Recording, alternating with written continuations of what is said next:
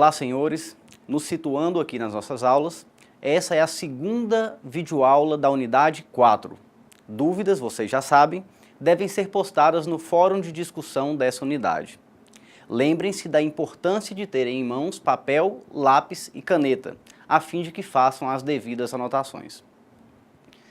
Estamos falando sobre contratos administrativos. Na aula passada, vimos o conceito de contrato administrativo. Observamos o que os diferencia dos contratos comuns. Falamos da presença das cláusulas exorbitantes nesses contratos e, já no final da aula, pontuamos as características deste tipo de contrato. Ou seja, vimos que o contrato administrativo é um contrato formal, consensual, comutativo, de adesão e personalíssimo. Vocês vão perceber que o livro didático indicado é bem tímido com relação a esse tema. Por isso, assim como nas outras matérias, é necessário, é imprescindível que vocês façam a leitura do material complementar indicado. Pois bem, dando continuidade, falaremos um pouco sobre as formalidades do contrato administrativo. Lousa. A primeira formalidade dos contratos administrativos diz respeito à necessidade de licitação ou de procedimento de justificação. O que queremos dizer com isso?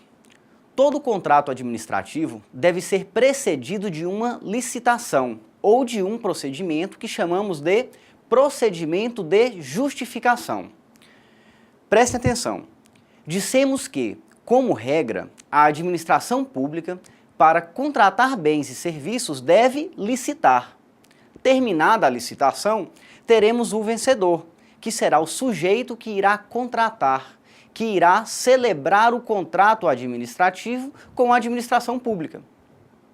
Contudo, quando estudamos licitação, nós vimos que existem situações que a licitação, não é obrigatória.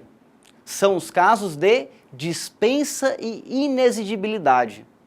Nessas situações, não há licitação, mas há um procedimento prévio, que é justamente o procedimento de justificação.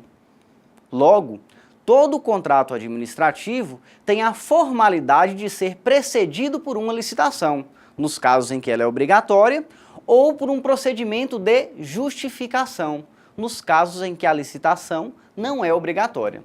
Ok? Lousa.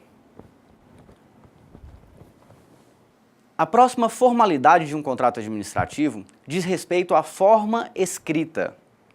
A regra geral é que todo contrato administrativo seja escrito. Porém, temos exceções, isto é, admite-se excepcionalmente o contrato verbal nos casos de pequenas compras de pronto pagamento. O parágrafo único do artigo 60 da Lei Geral de Licitações diz mais ou menos o seguinte: será nulo e de nenhum efeito o contrato verbal com a administração pública, salvo o de pequenas compras de pronto pagamento. Portanto, a regra é que o contrato administrativo seja escrito, cabendo o contrato verbal em regime de exceção e nos casos legais. Próxima formalidade, lousa. O contrato administrativo depende de publicação. O dever de publicação é da administração pública. Vimos isso quando falamos na primeira unidade sobre o princípio da publicidade. Mas cuidado, na verdade, pessoal, o que é publicado é apenas o extrato do contrato e não o seu inteiro teor. O artigo 61 da Lei de Licitações traz as regras para essa publicação. Ao ler esse artigo, vocês vão perceber que há um prazo para a publicação, que é contado a partir da assinatura do contrato. Próxima formalidade, lousa. A quarta e última formalidade dos contratos administrativos diz respeito à necessidade de existência de um instrumento contratual, pelo menos em regra.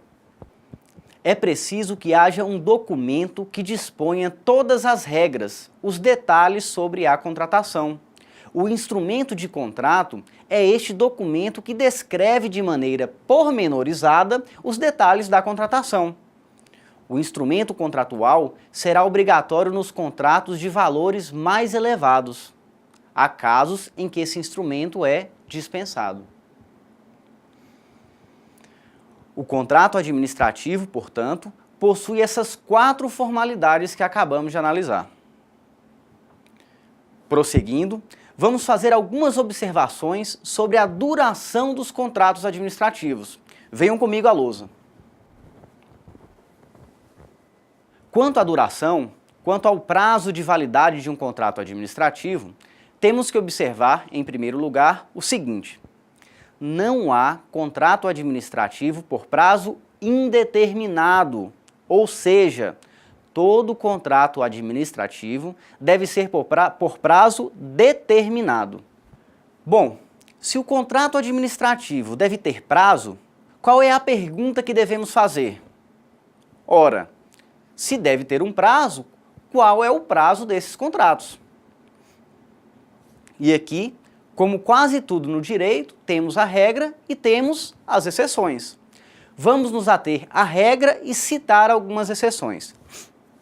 A regra geral é a seguinte: o prazo máximo de um contrato administrativo é o prazo de um crédito orçamentário, leia-se, 12 meses.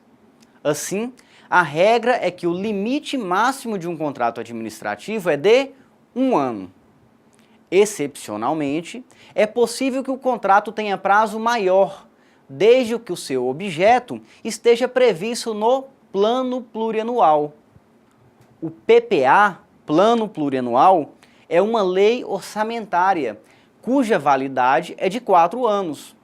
Logo, se a validade desse plano é de 4 anos, os contratos, nesse caso, podem ter validade máxima de até 4 anos. Outra exceção: contratos de prestação contínua, que são aqueles que se delongam no tempo. A prestação é continuada. Ora, quando a prestação é contínua, temos que pensar o seguinte: quanto maior o prazo, melhor o preço. E foi com base nessa exegese, nessa interpretação, que o legislador permitiu um prazo maior nos casos de prestação continuada. Nessa situação, o contrato pode atingir o prazo de 60 meses, podendo ainda ser prorrogado por mais 12 meses, o que nos levaria ao limite de 72 meses. Observem que temos diversas exceções além dessas duas citadas. Temos prazos diferenciados, por exemplo, para aluguel de equipamentos e programas de informática, para contratos de concessão, permissão, dentre outros.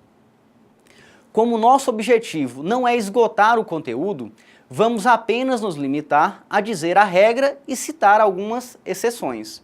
Mas o mais importante é que vocês saibam que os contratos administrativos são obrigatoriamente por prazo determinado.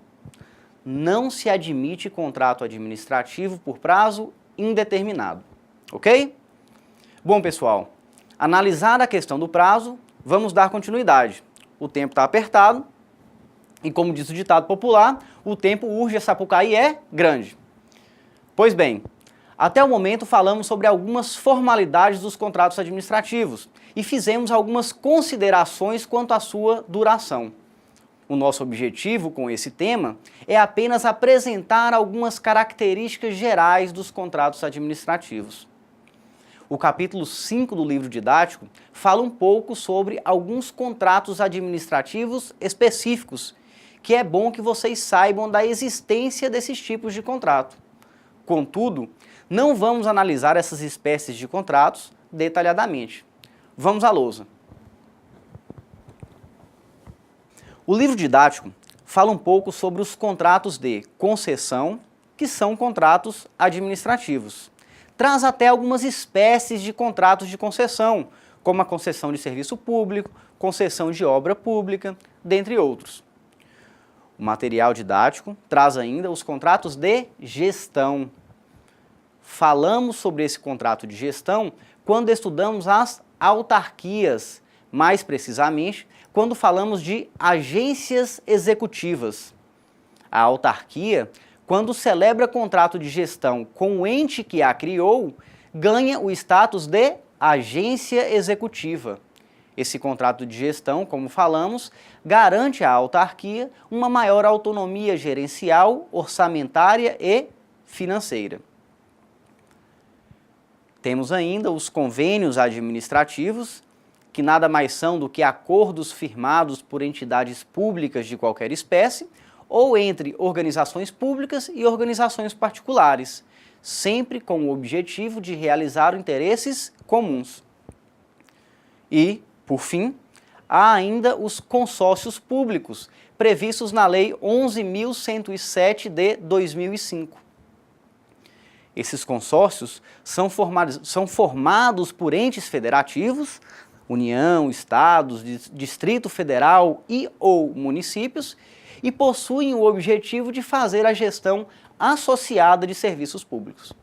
Essas são as espécies de contratos administrativos trazidos pelo livro didático.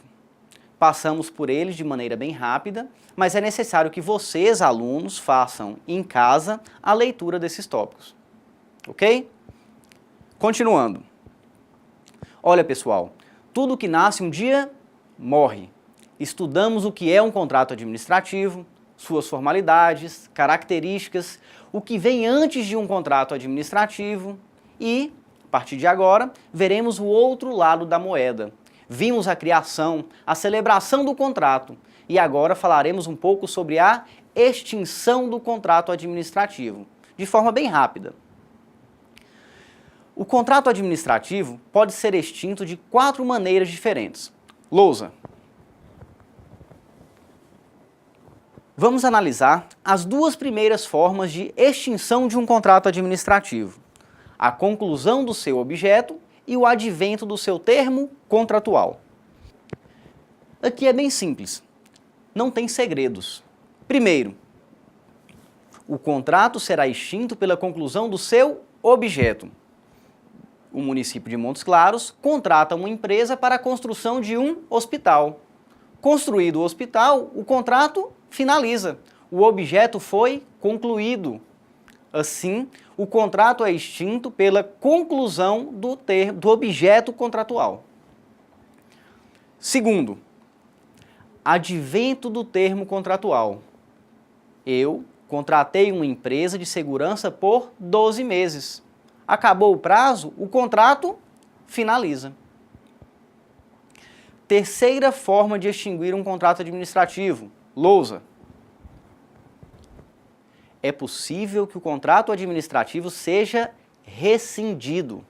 E essa rescisão pode ocorrer de 4 formas. Voltem comigo na câmera. A rescisão pode ser administrativa.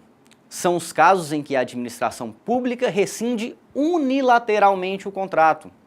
Essa rescisão só pode ocorrer nos casos de descumprimento contratual ou por razões de interesse público. E isso só é possível graças às cláusulas exorbitantes que podem estar presentes nesse tipo de contrato. Quando estudamos as cláusulas exorbitantes, falamos sobre essa possibilidade de rescisão unilateral do contrato feito pela administração. Além da rescisão administrativa, temos também a rescisão judicial, que ocorre quando o Poder Judiciário, por provocação, rescinde, extingue o contrato. A rescisão pode ser ainda amigável, caso em que as partes resolvam extinguir o contrato de comum acordo. E a rescisão pode ocorrer nos casos de pleno direito. São as situações que decorrem de circunstâncias alheias à vontade das partes. Exemplos: falecimento de uma das partes, a falência de uma pessoa jurídica ou o desaparecimento do objeto. Lousa. Por fim, o contrato pode ser extinto ainda pela anulação. Os casos de anulação, seguindo a mesma lógica do que temos falado ao longo do nosso curso, ocorre nas situações de ilegalidade. Se o contrato for ilegal, desrespeitar o ordenamento jurídico, ele deve ser anulado. Com isso, senhores, encerramos a análise do tema contratos administrativos. Obrigado pela atenção e até daqui a pouco.